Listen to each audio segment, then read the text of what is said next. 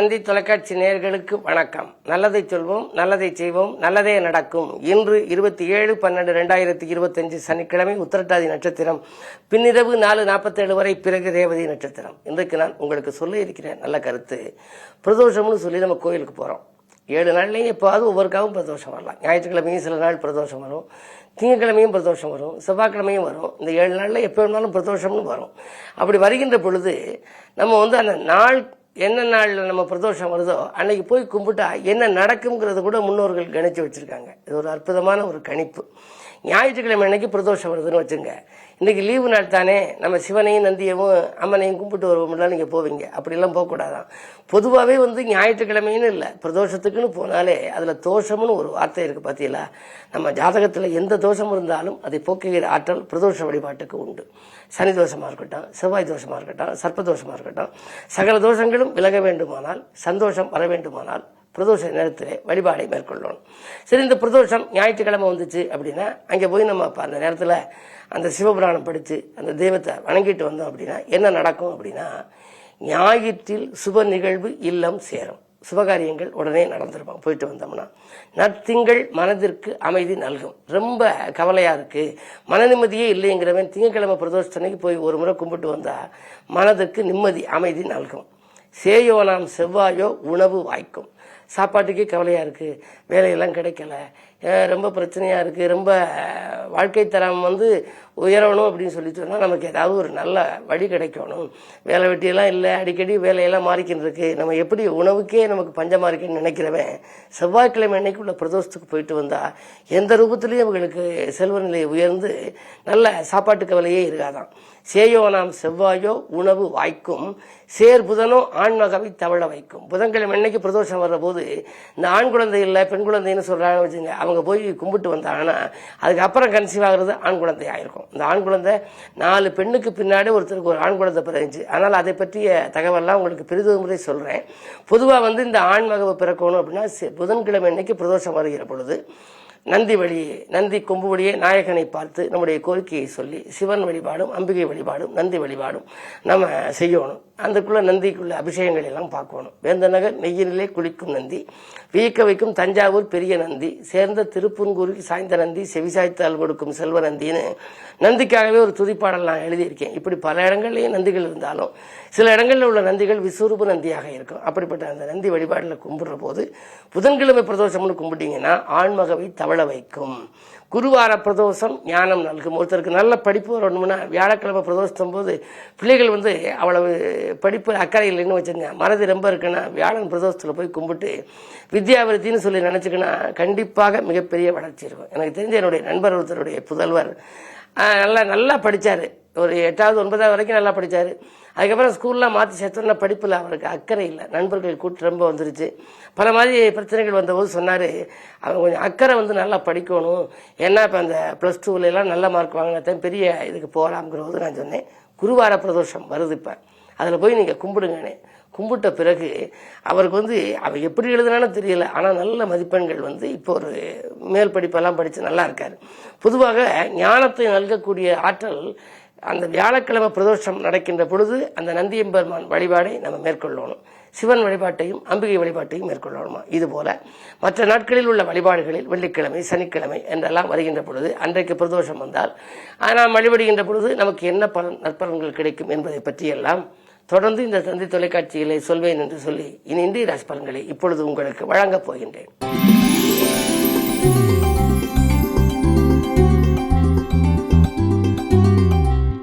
மேசராசி நேயர்களே, உங்களுக்கெல்லாம் இன்று பயணங்களால் பலன் கிடைக்கின்ற நாள். பக்குவமாக பேசி காரியங்களை சாதித்துக் கொள்வீர்கள். கல்யாண முயற்சிகள் கைகூடலாம். உத்தியோகத்தில் கூட நீங்கள் எதிர்பார்த்த சலுகைகள் உங்களுக்கு கிடைக்கும். நேற்றைய பிரச்சனை இன்று நல்ல முடிவுக்கு வரும். இந்த நாள் நல்ல நாள்.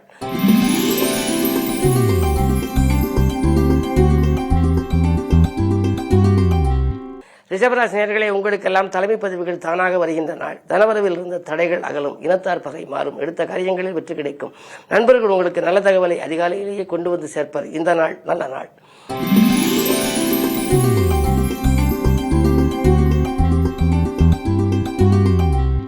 மிதுன துளாராசி நேயர்களே, உங்களுக்கெல்லாம் இந்த யோகமான நாள். குருவினுடைய ஆதிக்கம் இருப்பதனாலே குழப்பங்கள் அகலும், குதூகலம் கூடும், எதிர்ப்புகள் எல்லாம் விலகிச் செல்லும், இனிய பலன்கள் உங்களுக்கு வரும். எல்லை மீறி பழகியவர்களால் ஏற்பட்ட தொல்லைகள் கூட மாறலாம். 9 சனி இருப்பதனாலே பாகப்பிரிவினர்கள் சுமூகமாக முடியும். பக்கபலமாக பெற்றோர்கள் இருப்பார்கள்.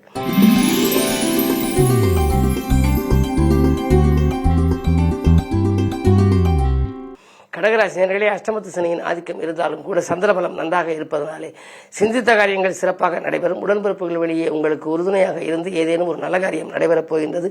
பொதுநல ஈடுபாடு அதிகரிக்கும். பொருளாதவர்கள் உங்களை விட்டு விலகுவார்கள். நல்ல பதவிகள் அரசியல் பொறுப்பில் இருப்பவர்களுக்கு கிடைக்கலாம். இன்று அதிகாலையிலேயே உங்களுக்கு அலைபேசி வழியில் நல்ல தகவல் கிடைக்கும் நாளாக இந்த நாள் அமைகின்றது.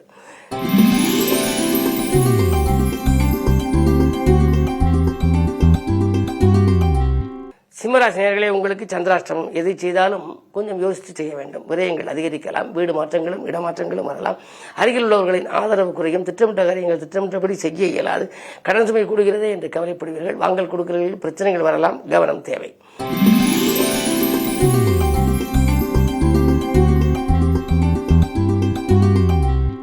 கன்னிராசி நேயர்களே, உங்களுக்கெல்லாம் விட்டுக் கொடுத்து செல்வதன் மூலம் விருப்பங்கள் நிறைவேறுகின்ற நாள். அது மட்டுமல்ல, வீடு மாற்ற சிந்தனைகளும் ஒரு சிலருக்கு நாடு மாற்ற சிந்தனைகளும் கூட வரலாம். 10 குரு இருப்பதனாலே தொழில் உத்தியோகத்திலே திடீர் மாற்றங்கள் உண்டு. பணியாளர்கள் தொல்லையினால் தொழில் வைத்திருப்பவர்கள் வேறு புதிய பணியாளர்களை சேர்க்கலாம். அல்லது பங்குதாரர்களின் தொல்லையினால் புதிய பங்குதாரர்களை சேர்க்கக்கூடிய சூழல் உருவாகலாம்.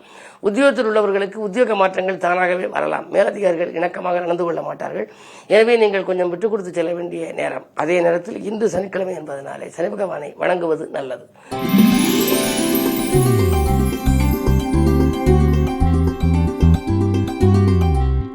துலாம் ராசி நேயர்களே, உங்களுக்கு குரு பார்வை இருப்பதனாலே ஆரோக்கியம் சீராகி ஆனந்தப்படுத்தும். அடுத்தவன் நன்கிறது எடுத்த முயற்சியில் ஆதாயம் கிடைக்கும். சந்தித்த நண்பர்கள் சந்தோஷமான தகவல்களை கொண்டு வந்து சேர்ப்பார்கள். பிள்ளைகளால் உங்களுக்கு பெருமைகள் சேரும். உத்தியோகத்திலே நீங்கள் இதுவரை எதிர்பார்த்த ஒரு நல்ல பலன் இன்றைக்கு உங்களுக்கு கிடைக்கப் போகின்றது. மேலதிகாரிகள் இணக்கமாக நடந்து கொள்வார்கள். உத்தியோகத்தில் உள்ள நுணுக்கங்களையும் உங்களுக்கு கற்றுக் கொடுப்பார்கள்.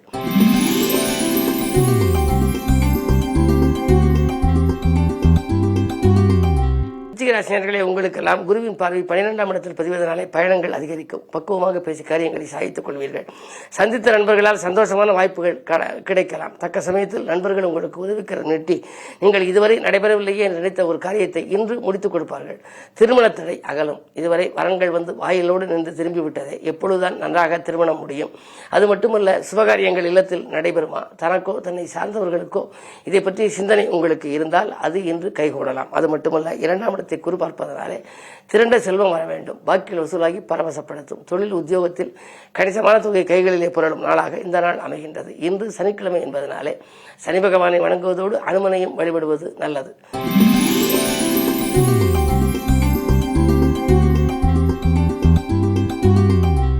தனுசு ராசி நேயர்களே, குரு பார்ப்பதனாலே உங்களுக்கு குழப்பங்கள் அகலும், குதூகலம் கூடும், தெய்வீக சிந்தனை மேலோங்கும்.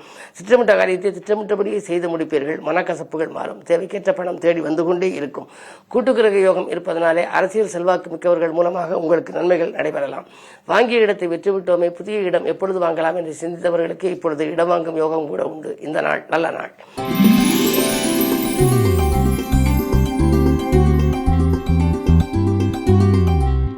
மகர ராசினியர்களே, உங்களுக்கு 6லே குரு இருக்கின்றார். குருவினுடைய பார்வை 2இல் பதிவதனாலே பொருளாதார நிலை திருப்திகரமாக இருக்கின்றது. பொதுநல ஈடுபாடும் உங்களுக்கு அதிகரிக்கும். வாங்கல் கொடுக்கல்களில் சில ஏமாற்றங்களை நேற்று சந்தித்திருப்பீர்கள். அந்த ஏமாற்றங்கள் அகல இன்று எடுத்த முடிவில் உங்களுக்கு வெற்றி கிடைக்கப் போகின்றது. பணப்புழக்கம் நன்றாக இருக்கும். மனக்கிளேசங்கள் மாறும். இல்லத்தில் உள்ளவர்கள் உங்களுடைய தேவைகளை பூர்த்தி செய்வார்கள். அஷ்டமத்தில் கேது இருப்பதனாலே அலைச்சல் ஏற்பட்டாலும் அலைச்சலுக்கேற்ற ஆதாயம் கிடைக்கும். இந்த நாள் நல்ல நாள்.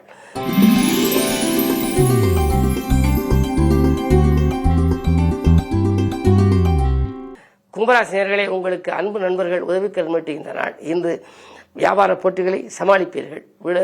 வீடு மாற்றங்களும் இடமாற்றங்களும் வரலாம். அது மட்டுமல்ல, 2 நாட்களாக எதிர்பார்த்து காத்திருந்து பத்திரப்பதிவில் இருந்த தடை இப்பொழுது அகலும்.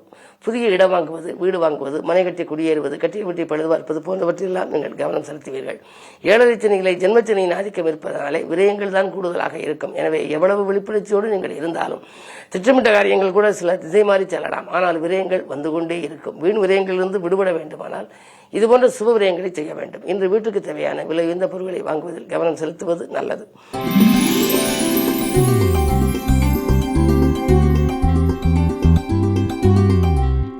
மீனராசி நேயர்களே, ராசியிலேயே பஞ்சமாதிபதி சந்திரன் இருக்கின்றார். எனவே நெஞ்சம் மகிழும் சம்பவம் நிறைய நடைபெறும். பிள்ளைகளால் உங்களுக்கு பெருமைகள் சேரப்போகிறது. படித்து முடித்த பிள்ளைகள் வேலை இல்லாமல் இருந்தால் அவர்களுக்கு வேலை கிடைக்கும். மாலை கிடைக்க வேண்டும் என்று, அதாவது திருமண முயற்சிக்காக காத்திருந்தால் திருமணத்தில் வெற்றி கிடைக்கும். அயல்நாடு சென்று படிக்க வேண்டும் என்றால் அதற்காக நீங்கள் எடுத்த முயற்சியிலும் பலன் கிடைக்கலாம். ஆனால் 4ஆம் இடத்திலே குரு அர்த்தாஷ்டம குரு என்பதனாலே உங்களுக்கு ஆரோக்கியத்தில் தொல்லை, கைவலி, கால்வலி, மூட்டு வலி போன்றவைகள் வரலாம். எது வந்தாலும் ஆரோக்கியம் அச்சுறுத்தல் ஏற்படுகின்ற பொழுதே மருத்துவ ஆலோசனை பெறுவது நல்லது.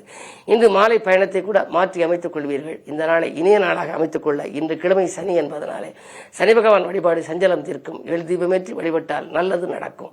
மேலும் விவரங்கள் அறிய தினத்தந்தி படியுங்கள்.